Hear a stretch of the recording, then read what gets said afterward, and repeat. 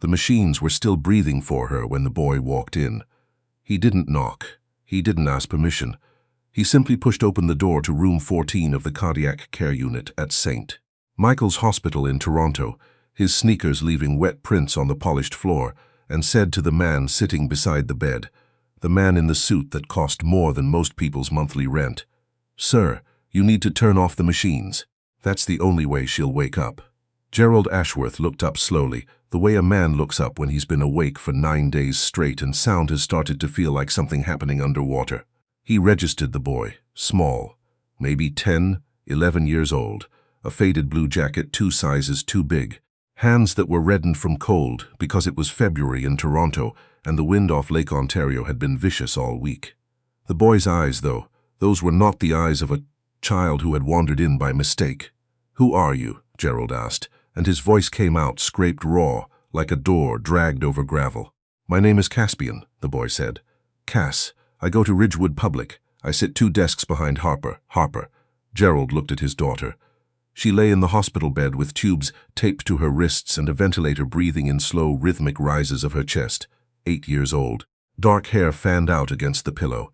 She had her mother's mouth, slightly open even in sleep, as if she were always just about to say something. She'd been in this bed for 9 days. The neurologist used words like induced coma protocol and secondary inflammation response. The lead physician, a composed, silver-haired man named Dr. Terence Aldous, spoke with the measured calm of someone who had delivered bad news so many times that bad news had worn smooth for him, polished to something that could slide past emotion entirely. Gerald had nodded through all of it. He'd signed papers and initialed forms and asked the questions a man with resources asks, hired a second opinion from a specialist in Montreal, and then a third from someone in Boston. They all said variations of the same thing. Wait. The body heals on its own timeline. And so Gerald waited. He sat in the chair beside Harper's bed while his company lost $300,000 a day in his absence, and his phone vibrated without pause, and his second wife, Marguerite, brought him coffee he didn't drink and food he didn't eat, and he waited. Now this boy was in the room. "How did you get up here?" Gerald said. "This is the ICU. You can't just—" "I told them I was your nephew," Cass said without apology. "I'm sorry. I needed to talk to you. You lied, yes. Something about the directness of it," the boy didn't flinch, didn't try to soften it, made Gerald pause. "What do you want?" Cass took a step closer to the bed. He looked at Harper for a long moment, and Gerald watched something move through the child's expression. Not pity. Something older than pity. "Harper told me things," Cass said quietly, "before. She told me things she didn't tell her teachers or her other friends. She told me because He stopped, started again. "My mum was sick for a long time before she died. I know what it looks like when someone is getting worse, even when adults are saying they're getting better." The room went very still. "Harper is getting worse," Cass said. Gerald Ashworth had built a logistics empire from a single borrowed delivery truck and 22 years of decisions most people would have been afraid to make. He was not a soft man. He was not a man who was easily moved. His first business partner had once described him as having the emotional profile of a seawall, built to take the impact and let the wave break around him, not through him. But he had loved Harper's mother, Elaine, with the kind of love that rewires a person. And when Elaine died of a heart condition 3 years ago at 39, quickly, without warning, on an ordinary Tuesday in March, something in Gerald's seawall had cracked. Not visibly, nothing he would ever speak about. But the crack was there, and Harper was the thing that kept the whole structure upright. His daughter, who brought home caterpillars in jars and left library books open on the kitchen counter, and corrected his grammar at dinner and laughed at her own jokes before she finished telling them. Harper, who was now attached to a ventilator in room 14. "Dr. Aldous says the ventilator is supporting her recovery," Gerald said. "I know what Dr. Aldous says," Cass said. "And then, Harper doesn't like him." Gerald frowned. "She's 8. She doesn't have to like her doctor. She said he makes her feel like a problem to be managed," Cass said. "She said she tried to tell him her throat hurt differently than it did the week before, and he said that was normal. She told me about it the Friday before she went into the hospital. She was scared. She said she felt like no one was really listening." Gerald stood up from the chair. The movement was involuntary, a physical need to be upright for what was happening in his chest.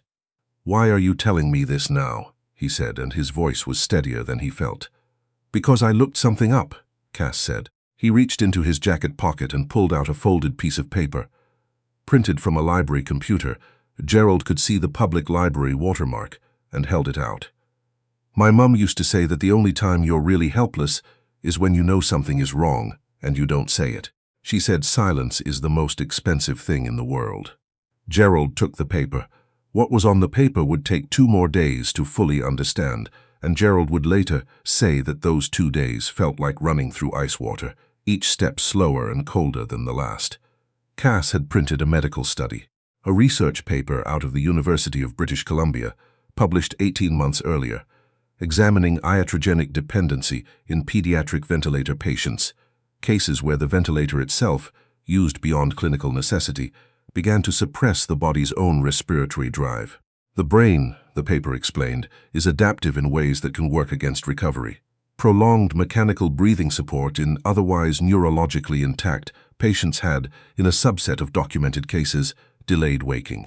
The body learned to outsource. Gerald read it 3 times standing in the hallway, while Cass waited on a plastic chair and ate a granola bar from his jacket pocket with the matter-of-fact composure of a child who had learned not to make a fuss about the basics of survival. Then, Gerald called the specialist from Montreal and read him the study aloud. There was a silence on the other end of the line. "Where did you get this?" Dr. Fortin asked. "A child brought it to me." Another silence. "Gerald, I need you to send me Harper's ventilator logs, the last 10 days. And I need them tonight." What the logs revealed was not dramatic, not the way betrayal looks in movies. There was no villain speech, no document stamped with proof of intent. What there was, instead, was a pattern. A subtle, incremental series of ventilator adjustments made over the first 5 days of Harper's stay. Small reductions in the sensitivity settings.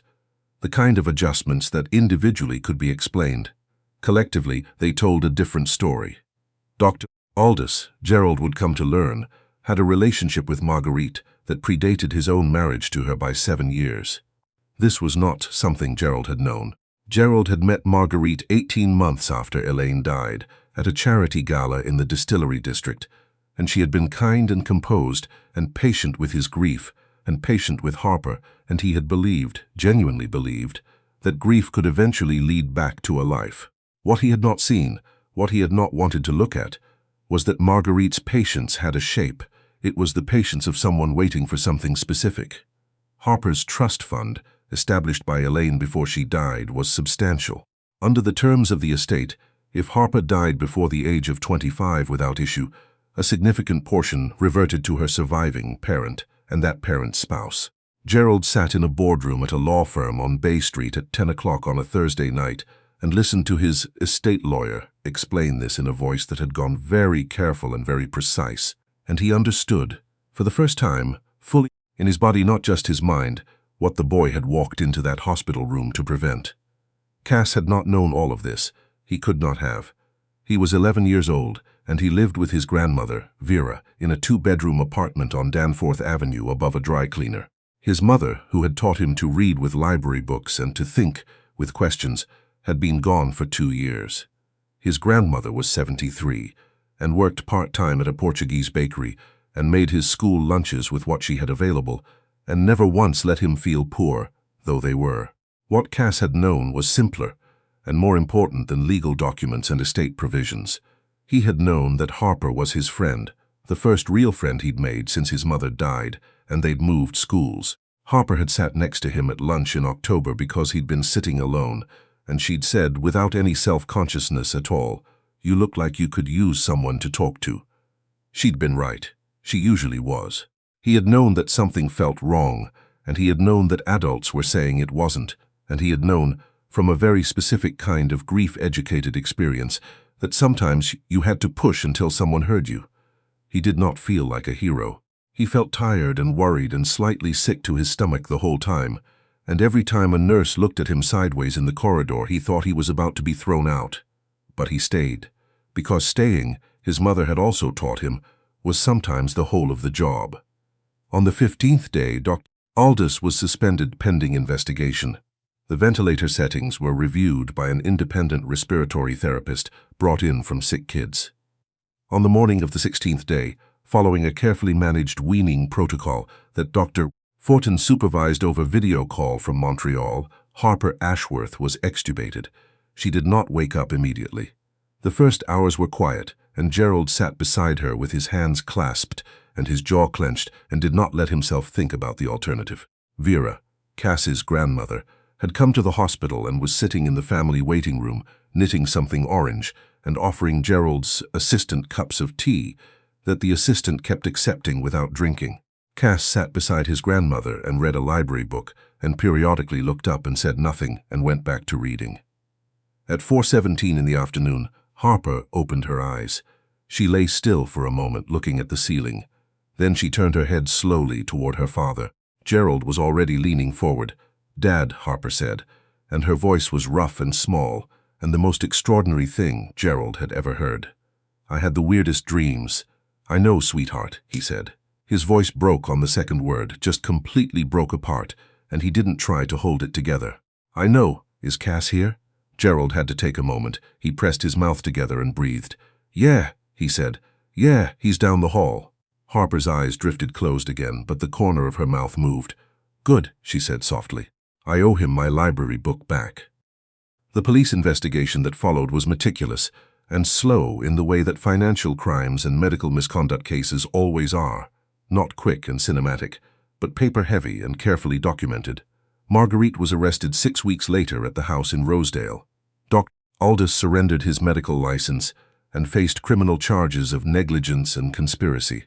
The trial would take almost a year, and Gerald would sit through every day of testimony in a suit that cost what it cost and feel, in that room, not like a wealthy man, but simply like a father. Marguerite's lawyer argued that the evidence was circumstantial. Gerald's lawyer, a woman from Halifax named Darlene, who wore the same 3 blazers on rotation and spoke like she was quietly dismantling something with her bare hands, argued otherwise. The jury agreed with Darlene. Gerald did not attend the sentencing.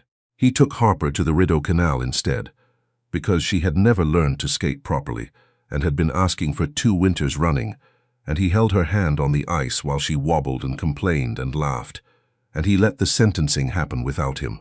He had made his peace with the fact that the law would do what the law could do, and that certain things, the weight of what had almost happened in room 14, the specific quality of silence, when a ventilator breathes for someone who cannot breathe themselves, those things would not be resolved by a verdict.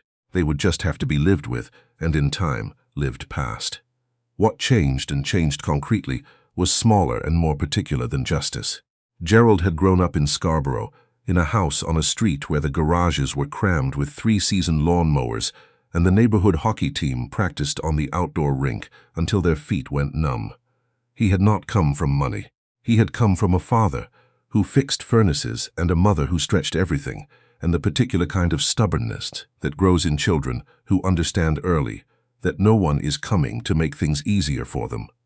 He had forgotten some of that, not deliberately. It was the kind of forgetting that comes with distance, with Bay Street offices and Rosedale houses and dinners, where the wine alone cost more than his childhood monthly grocery bill. The forgetting happens slowly, and it doesn't feel like anything is being lost, because what's being gained is so much louder, Cass reminded him, not through speeches or lessons or anything so tidy, just through the specific texture of being what he was. A child who printed research papers at a public library because that was where he had access to a computer, who told a grieving billionaire the truth because his mother had taught him that silence was expensive, who sat in a hospital waiting room and read library books while the grown-up complications sorted themselves out, because that was what he could do, and so that was what he did. Gerald set up a meeting with Cass and Vera in March, 6 weeks after Harper came home. He met them at the bakery above which they lived, because it seemed right to go to them. He ordered a coffee he didn't need and a pastel de nata he ate entirely, and then he told Vera, directly, what he wanted to do. He wanted to establish an education fund. Not the kind of fund that comes with press releases and charity galas, not the Gerald Ashworth something or other foundation. A private fund, quietly administered, for children in circumstances like Cass's. Children who were sharp and careful and had already lost something large and were managing the gap with library cards and borrowed computers and the particular dignity of not making their need too visible. Vera listened to all of this with her hands wrapped around her coffee cup. She was a small woman with silver hair pinned up and reading glasses on a chain around her neck, and she had the same quality Cass had, of paying exact attention without signaling that she was doing so. When Gerald finished, she was quiet for a moment. "Cass doesn't need you to give him charity," she said in a voice that was entirely without hostility. "He needs what every child needs. For someone to take his education as seriously as he does." "That's what I'm trying to do," Gerald said. Vera studied him. "All right," she said. "Then we'll talk." Cass himself was at the table for most of this conversation, eating a custard tart and saying very little.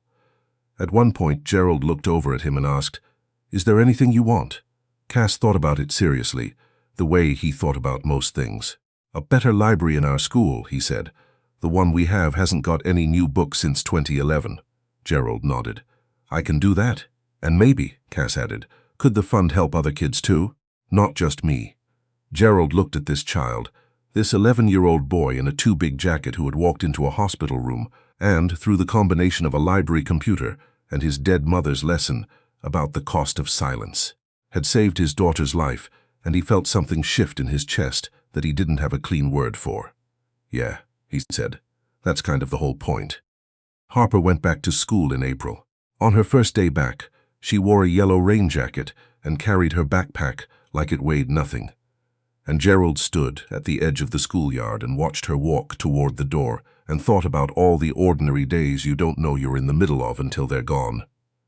Cass was waiting at the entrance. He said something Gerald couldn't hear. Harper laughed, the quick, surprised laugh she did, and pushed him in the shoulder, and then they went inside together. The door swung shut behind them. Gerald stood there for another moment. The February wind had finally let up. It was one of those pale, tentative Toronto spring mornings that don't quite commit to warmth but stop short of cruelty. A sparrow landed on the fence beside him and looked at him with complete indifference and flew away. He walked back to his car. On the way, he called Darlene. "I want to update my will," he said when she picked up, "and I want to talk to you about establishing a trust." "How soon?" she said. "As soon as you can fit me in." He drove back through the Danforth, past the bakery, past the dry cleaner, past the rink where a group of teenagers were playing a disorganized and loud game of shinny in their boots. He drove through the neighborhood where he had come from, not so different, really, from where Cass and Vera lived, and he felt the distance between who he had been and who he had become, and also, for the first time in a long while, the road back. The sparrow on the fence had not cared about any of it. Harper had laughed. Cass had been waiting at the door. Some things, Gerald understood, were simply the whole of what mattered.